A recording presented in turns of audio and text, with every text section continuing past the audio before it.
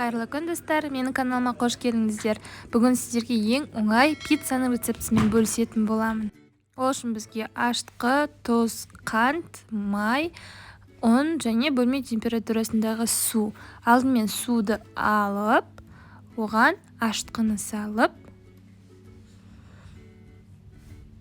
қант саламыз, тұз саламыз, зәйтүн майын құямыз. Сіздер үйде қандай май бар, сұйық май, соны құйсаңыздар болады. Және ұн салып, жұмсақ етіп қамыр илейтін боламыз. Қамырымызды бір жарты сағатқа тұндырып қоямыз, яғни қамыр бізде ашу қажет, көтерілу керек.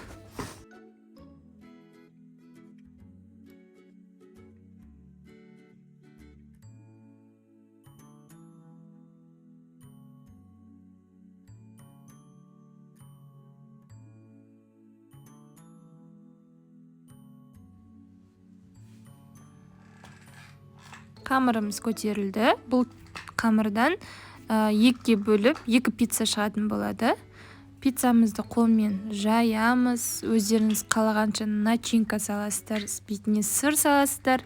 200 градуста қызып тұрған пеште 5-7 минут аралығында пісіріп аласыздар. Астарыңыз дәмді болсын достар, міндетті түрде осы рецептпен дайындап көріңіздер. Бұл рецепт ең дәмді пиццаның рецептісі болып саналады.